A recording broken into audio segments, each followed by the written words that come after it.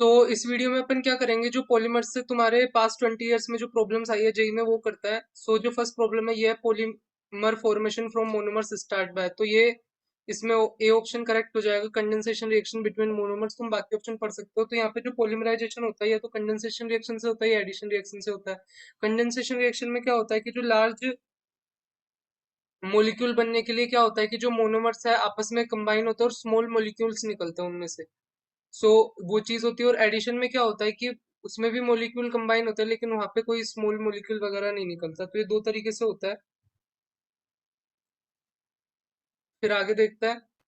तो जो second problem है अपने पास ये है, nylon threads are made of. तो जो नाइलॉन थ्रेड्स हो है, तो उसमें नाइलॉन होता है। और नाइलॉन क्या होता है, नाइलॉन होता है पोलीअमाइड पॉलीमर। तो ये तुम ध्यान रख सकते हो, जो पोलीअमाइड पॉलीमर है वो नाइलॉन के फॉर्म में तुम ध्यान रख सकते हो ऐसे। तो फिर थर्ड प्रॉब्लम है, which one of the following is fully fluorinated polymer. So इसमें से कौन सा फुल्ली फ्लोरोनेटेड है। सो यहाँ पे जो टेफ्लॉन है, सो टेफ्लॉन का तुम्हें पता होगा सी एफ टू ये मोनोमर है। सो ये फुल्ली फ्लोरोनेटेड पॉलीमर है। फोर्थ प्रॉब्लम अपने पास, bakelite is obtain from phenol by reacting with, 2008 में आया था। सो जो बेकेलाइट होता है वो फॉर्म्ड होता है by the reaction of formaldehyde and phenol. जब फॉर्मेल्डिहाइड की यानी SCHO की जब फिनॉल के साथ रिएक्शन कराई जाती है तो यहाँ पे तुम्हारा बेकेलाइट फॉर्म होता है। तो यहाँ पे अपना डी ऑप्शन करेक्ट हो जाएगा इसमें। Buna N synthetic rubber is a copolymer of. तो जो ब्यूना एन होता है इज ए कोपोलीमर होता है वो किसका, ब्यूटाडाइइन का एंड एक्राइलोनाइट्राइल का। तो ब्यूटाडाइइन और एक्राइलोनाइट्राइल होता है। तो ये तो एक्राइलोनाइट्राइल हो गया अपना, और ये ब्यूटाडाइइन हो गया। तो ये बी ऑप्शन अपना करेक्ट हो जाएगा इसमें। फिर जो नेक्स्ट प्रॉब्लम है अपना वो ये है, the polymer containing strong intermolecular forces hydrogen bonding is. So इसमें 2010 में आया था। तो यहाँ पे ऑप्शंस देखते हैं। सो स्ट्रॉन्ग इंटरमोलिकुलर फोर्सेस की बात कर रहा है। तो यहाँ पर हाइड्रोजन बॉन्ड की बात की थी। तो नाइलॉन 6 में क्या होता है कि अमाइड लिंकेज होता है और ये हाइड्रोजन बॉन्ड बनाने में कैपेबल होता है। तो अपना बी ऑप्शन यहाँ पे करेक्ट हो जाएगा इस केस में।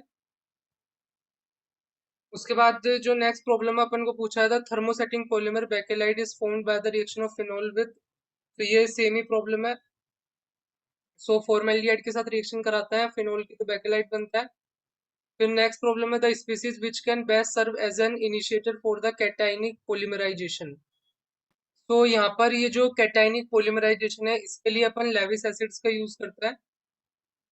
और जो मोस्ट पॉपुलर लेविस एसिड्स होता है वो यहाँ पर जैसे SnCl4 हो गया, AlCl3 हो गया, BF3 हो गया, तुम्हारे पास TiCl4 हो गया, इस टाइप का है। तो AlCl3 अपना करेक्ट आ जाएगा यहाँ पर। सो यहाँ पर इनिशिएटर के लिए कैटायनिक पॉलीमराइजेशन के अपन लेविस एसिड्स का यूज करता है। तो इस तरीके से तुम देख सकते हो। तो नेक्स्ट प्रॉब्लम अपने पास, which one is classified as condensation polymer. तो यहाँ पे जो डेक्रोन होता है वो टेरेप्थेलिक एसिड यानी टेरेप्थेलिक एसिड बना देता हूँ मैं।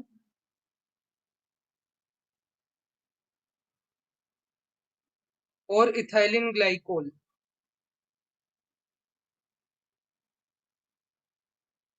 इन दोनों के कंडेंसेशन रिएक्शन से बनता है यहाँ पर तुम्हारा डेक्रोन।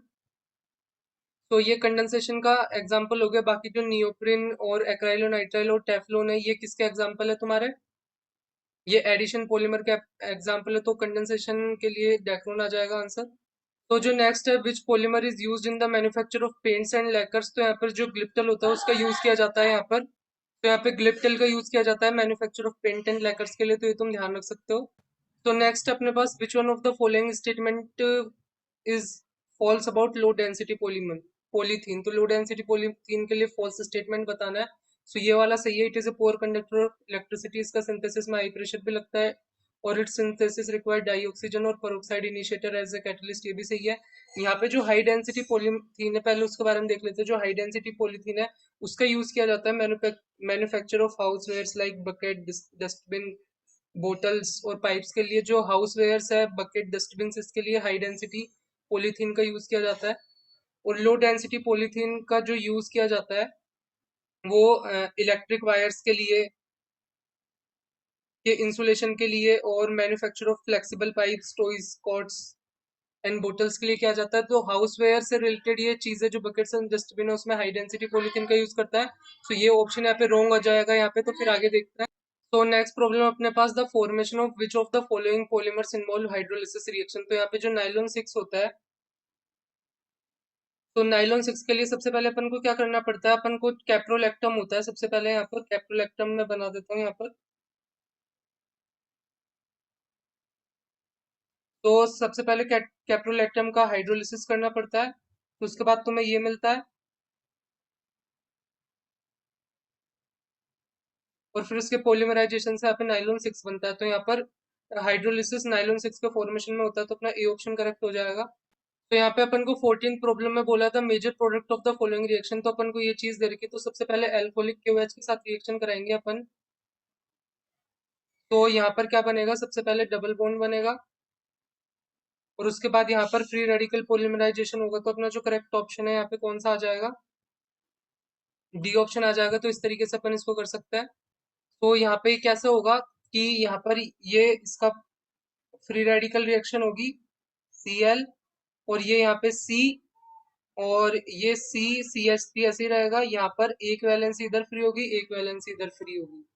तो यहाँ पर ये CH3 ऐसे ही रहा, एक वैलेंसी इस पे है, एक वैलेंसी इस पे है। तो इस तरीके से ये अपना डी ऑप्शन इसमें करेक्ट हो जाएगा। सो फिर तो यहाँ पे जो 13 प्रॉब्लम है उसको देखते हैं। तो इसमें अपन को ये चीज दे रखी है, और यहाँ पे ये दे रखा है, और ET3N, और फिर फ्री रेडिकल मैकेनिक पॉलीमराइजेशन के बारे में अपन को बोल रखा है। तो यहाँ पर सबसे पहले क्या होता है इस वाली रिएक्शन में, ये जो सबसे बेसिक है, यहाँ पर ये सबसे इधर यहाँ पे इस पे अटैक करेगा, फिर ये बॉन्ड ओपन होगा, फिर ये क्लोज होगा, और ये यहाँ पे बाहर निकल जाएगा।